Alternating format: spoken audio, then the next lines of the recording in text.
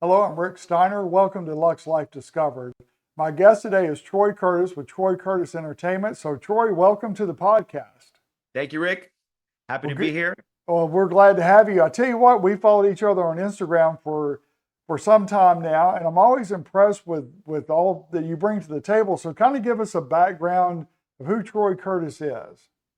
Well, thank you so much, Rick. I appreciate that we follow each other on Instagram. I follow you as well, of course, and I love your work and what you're doing as well. So yeah, so my career in the music business goes back about 20 years. So I was in the Latin boy band Menudo. This is the band that Ricky Martin came from when he was a kid. Right. So I was a child star, one of the lead singers in that band, and we toured all over the world from LA to Hong Kong and all of South and Central America. And we had a #1 hit record called Te Quiso Olvidar. We shot the music video Venezuela. And my first time in front of the audience was about 30,000 people in Puerto Rico. I will never forget that performance. It was scary. How old And were from you? Menudo, yeah, I started off in the group when I was about 19 years old. Okay. All right. Wow. Yeah. Wow. So 30,000 people, were you prepared for it or did it just totally overwhelm you? Yeah. So I was definitely overwhelmed and I was definitely prepared. In that group, we did rehearsals for about 6 to 10 months. There's about 6 months of dance rehearsals and learning music, and then about the extent of that. So choreography, singing, but the whole process was about 10 months where we recorded the music. So we worked with some of the hottest producers, Desmond Child, Rudy Perez. Desmond wrote "Living La Vida Loca." He wrote all of Bon Jovi's songs. Desmond is the Wow. producer who actually discovered me. So when I was 17, I moved to Miami from, I lived there. I was born in Connecticut, and I moved to Miami to pursue my music career as a solo artist. And that's where I met Desmond Child. And he mentored me and he gave me the opportunity to sing background vocals for Ricky Martin. This is when Ricky was huge. This is when he was doing Living La Vida Loca and The Cup of Life. This was in, I think, 2000, 1999. It was like, around that time. And then I ended up doing a song called Ay Ay Ay It's Christmas, my first time in the studio. I did backgrounds for Ricky Martin. And Desmond later on said, "Hey, Troy, there's a great audition for this group called MDO, which is formerly known as Menudo." So we were the older generation. They hired me for the crossover. So when NSYNC and Backstreet Boys were really big, they hired me for that time in the group. We ended up, touring. We did shows with Backstreet Boys. We did shows with Christina Aguilera. We did shows with Celia Cruz, some big stars. And yeah, to kind of get back to your question, yeah, I was very intimidated. It was very scary. The guys were in the group for about 10 years before I was. So I was, the rookie of the group, but that really defined me and really was a turning point in my work ethic where I said, you know what, I'm going to work harder than anybody. I'll be the first to show up and the last to leave because I cannot fail. And if I don't Right. work this hard because I'm so behind, these guys have been in the group for 10 years already, this could happen. I potentially could hit rock bottom. So I said, I'm not doing that. I'm gonna hone in and work very hard. So how did the other guys take it having the new guy with so much enthusiasm and willing to put so much effort into it? They teased me, it's like, you're the new guy, you're the freshman, and you're hanging out with the seniors, They're like, so he'll get over it. He'll get over it. Yeah. yeah. There was a lot of that, there was a lot of like in band, pranks and stuff, but they respected the hustle, they respected, my drive, and they really, they're till this day, we're still in communication. Well, good, good. Well, I tell you what, and then to be background singer for Ricky Martin when he was at his height, I mean, that's insane as well. Yeah, that was a really, insane opportunity. And I remember I always kept it cool, like when with Desmond Child. I always kept it really, not, here's my demo, listen to my music. When he gave me the opportunity to sing backgrounds for Ricky, it was more like, okay, cool. Thanks. Oh my gosh. Yeah, no problem. So it's very, I always I always kind of like, played it cool. You never want to like, seem, you know, Too too over anxious. Right, excited, right. I don't know. I was young back then, now I'm just like, I don't care. I'm just gonna I love life. I'm excited. I'm just gonna be excited whether you like it or not. It's like, but I was young back then, and what do you know? So then after the band, you were in the band for how long? And Yeah, I was in the then, band for a little over a year. It was nonstop shows and tours. It was, my life was on the road, radio interviews, TV interviews, touring, fan luncheons, recording, just nonstop, for I would say at least maybe 18 months or so. I okay. was in a group, so I'm about 2 years with recording and everything. And then after the group, I said to myself, you know what? I want to, I said to myself, maybe I'll follow like Ricky Martin's footsteps, after Menudo, he was an actor, he was on a soap opera. So I said, you know what? I'm going to move to New York and I'm going to be on a soap opera. I said, and I literally said that to myself, and that was my focus. And he was on, he was on General Hospital, and I landed a role on Guiding Light. So when I moved to New York, I started taking dance classes, and I'm like coming off tour. I'm thinking I'm like, really, really, really great. And I took dance classes at Broadway Dance Center in New York City with some of the best dancers. And it was like I had two left feet. I was like, I need training. Like I suck completely, So I just started studying at Broadway Dance Center and taking a lot of classes. And then, I went on one of my first auditions, which was for Guiding Light, and they were looking for, someone who can sing and act, and it was just perfect. I went there with my guitar, sang some songs. I was taking some acting classes, and I'll never forget this. When I got the call back, there was a piece of tape, white tape, on one of the lead actor's doors. And I went there and I wrote my name on it. And I said, this is my door, Troy Curtis. I wrote it, and I would visualize being on set, and I would see the lights and the camera, and I would just, as I was getting the call back, I would go over my lines, but I would not just practice it with my coach, I would visualize being on set. And I'll never forget, I opened my eyes and I was on set, and I was in that couch that I visualized, and the lights and the camera, and I said, oh my goodness, like I visualized this. I really manifested this in my life. And they booked me. They booked me. It was originally going to be just a recurring role, which is a role that happens every so often, Right. but they liked me and they gave me a contract, which was a guarantee. So my contract was a guarantee for 3 episodes a week at a minimum. And I ended up writing the music for the show, um, singing on the show, acting on the show. It was a dream role. Interesting. So from the band to soap opera, and then what happened after that? Because that's pretty interesting. How was it to go from like the stage of like 30,000 to being on set? Was that a Yeah, that had to be an adjustment? yeah, that's definitely a good question. Definitely an adjustment. Definitely two different art forms of art, Right. right? Being on stage, singing and dancing is definitely different than learning lines, honing in the emotion, and having a conversation with someone next to you in an authentic way. I fell in love with acting.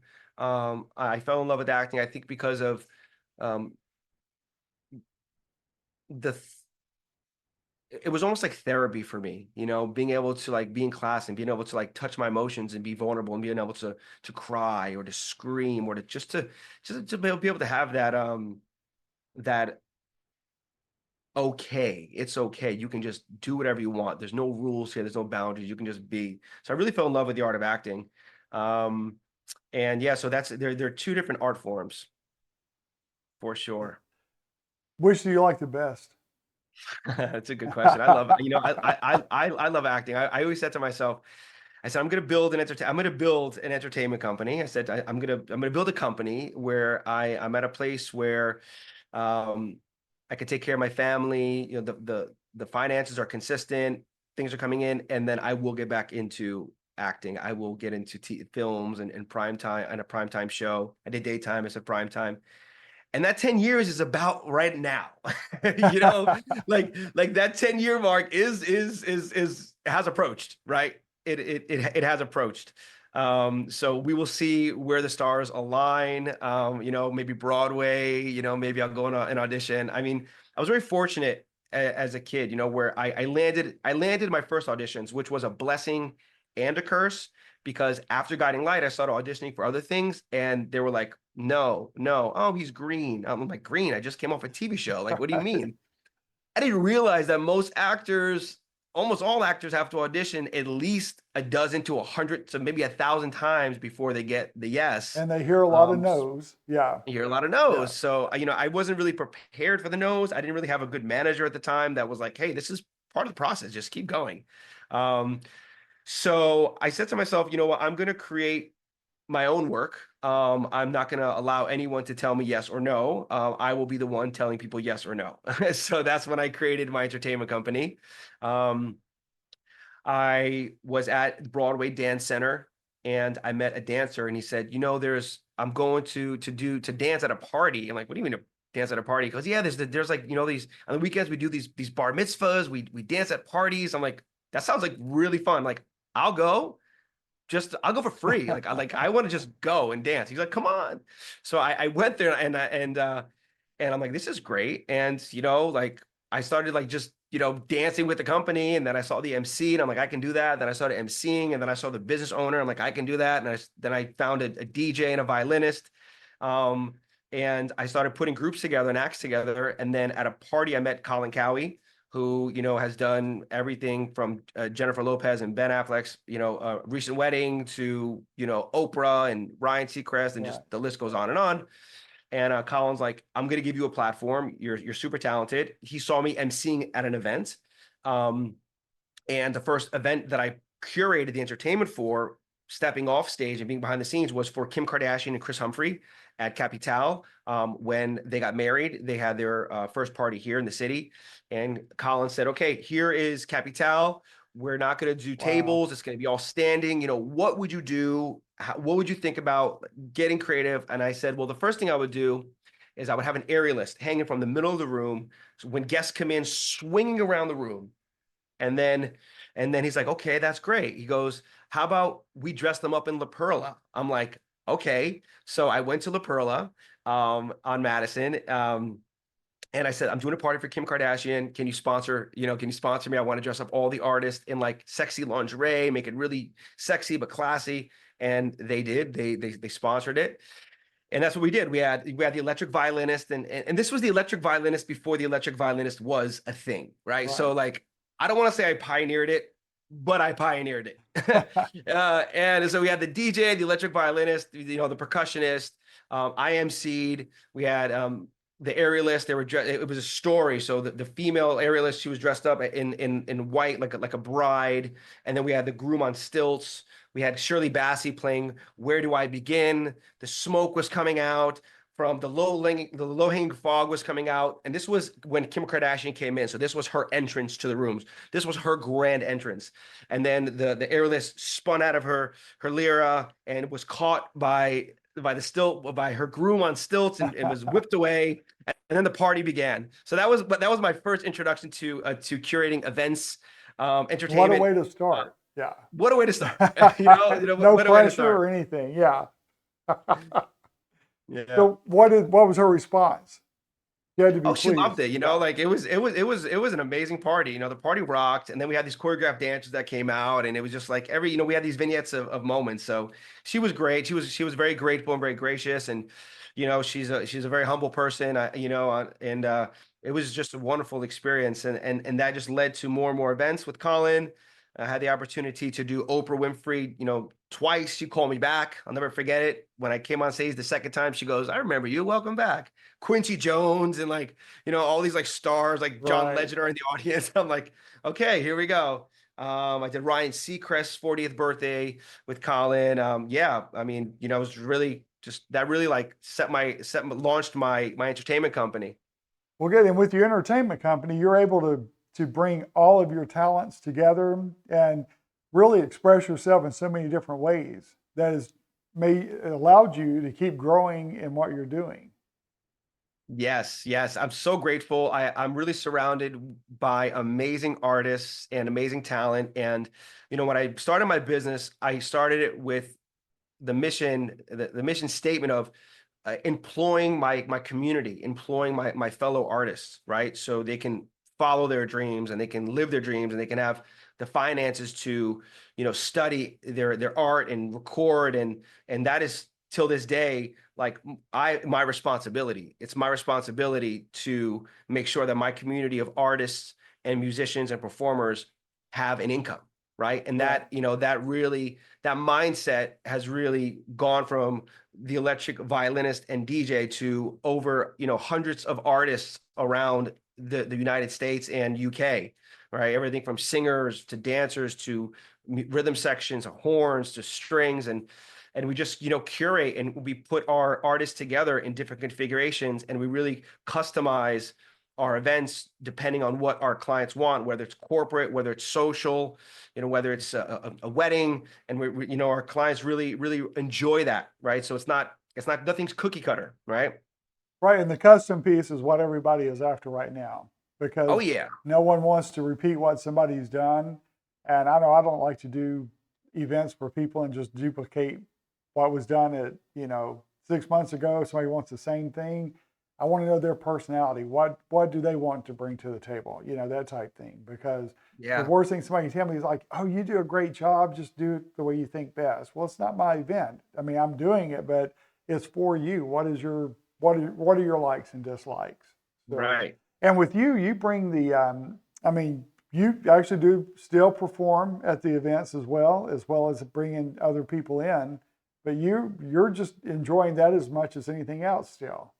Yeah, yeah, exactly. You know what? When I first started my business, I stepped off the stage and I just curated, I just produced. And there was a moment where I was like, kind of like, man, I really want to be up there. I really want to be up there. And then I'm like, oh no, but I have to be the businessman. I can't be on stage.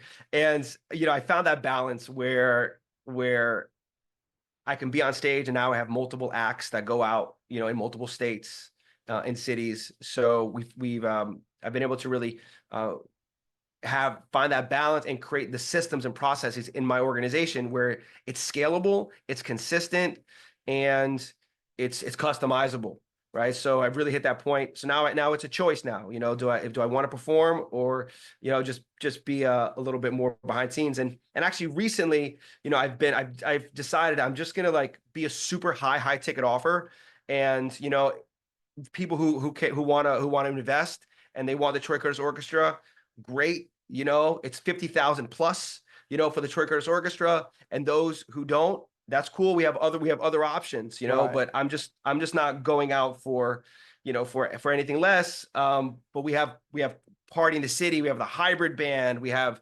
the Symphonic Angels. So we have different offerings for people that range, anywhere from 5,000 and up.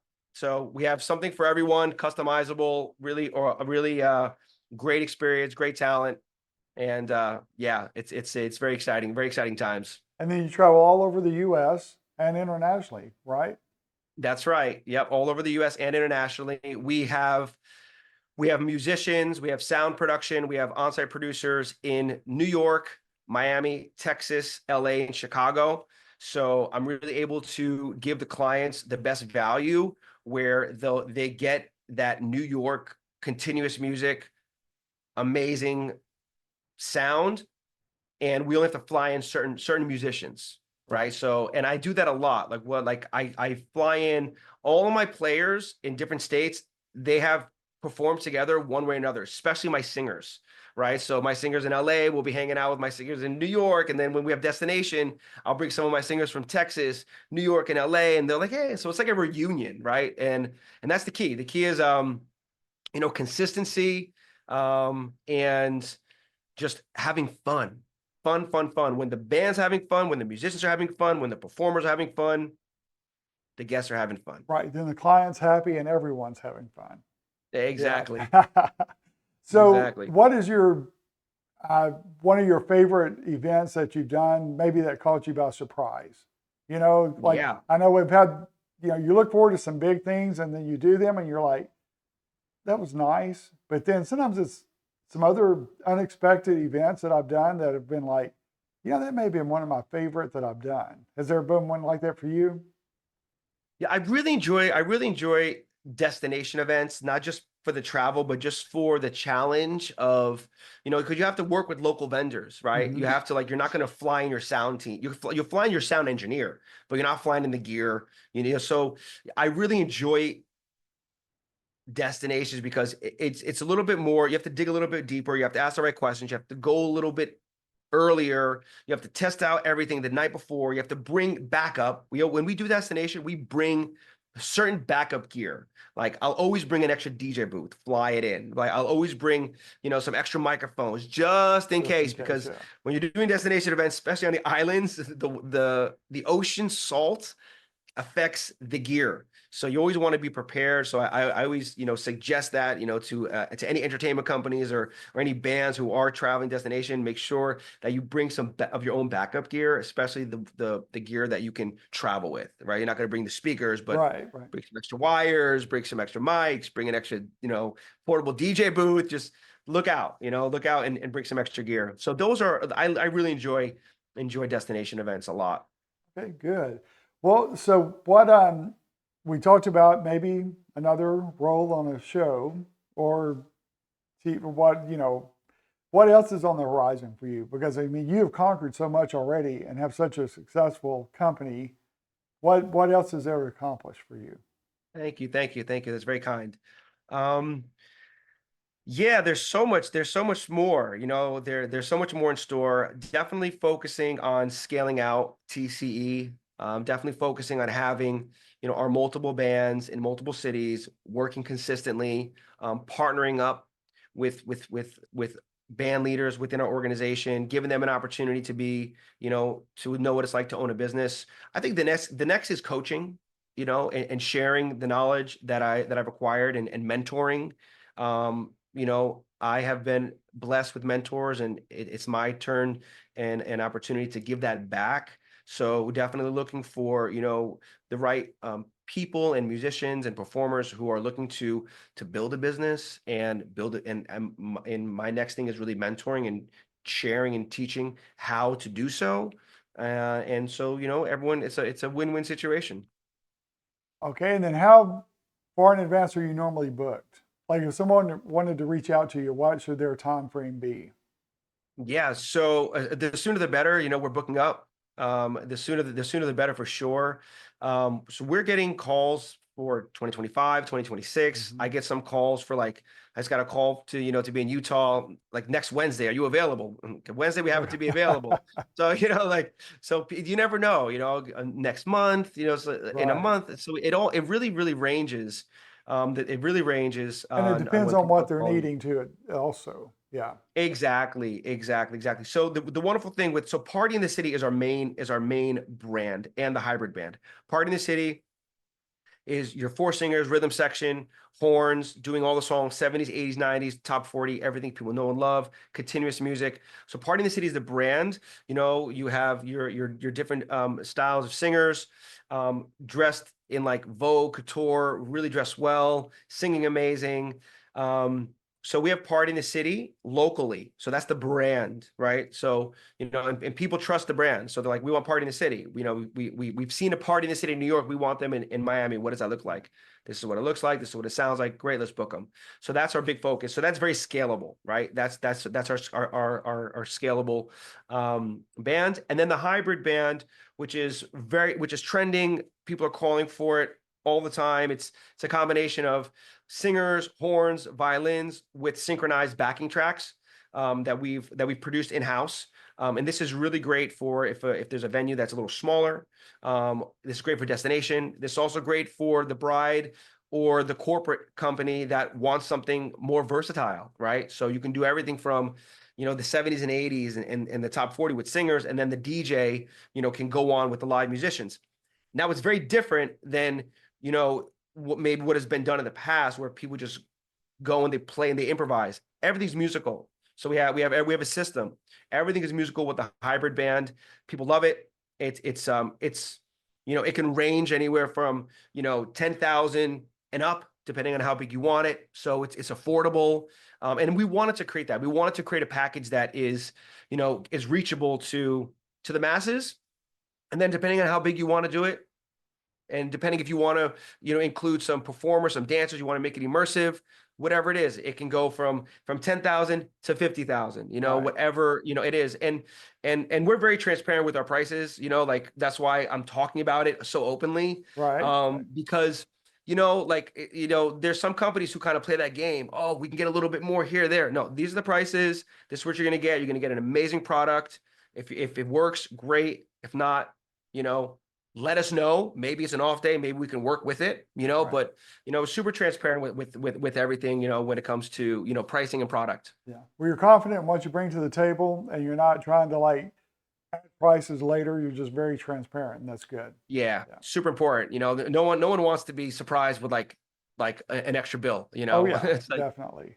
no one wants that. All right, we're going to put all your contact information on the screen. So tell people how to reach out to you and where to find more about you. Absolutely. So I would say first, check out our Instagram. It's Troy Curtis Live Entertainment. Follow us. We'll follow you back. DM us. We're definitely in our Instagram a lot. You can also reach out to our team, which is connect@troycurtisentertainment.com. You can also visit our website as well. And whatever you need, we're here for you. Even if even if you booked a band already and you just want to just get some ideas, reach out to us. Happy to give some suggestions. I've been doing this a long time, and for me, it's just that people have great parties, and it's just a great opportunity for everyone. Well, Troy, thank you so much for taking time to be with us today. I've enjoyed this very much, and we've talked on the phone in the past, and text back and forth through social media and that way. But it's good to actually visit with you like this. So I appreciate your time. Rick, thank you so much for reaching out to me. Anything you need, let us know. We're here for Okay. you. We appreciate it. And that concludes our episode of Lux Life Discovered. Be sure to follow us on YouTube, subscribe, and all major podcast platforms, as well as our own Lux Life Discovered channel on 30A TV. We'll see you next time on Lux Life Discovered.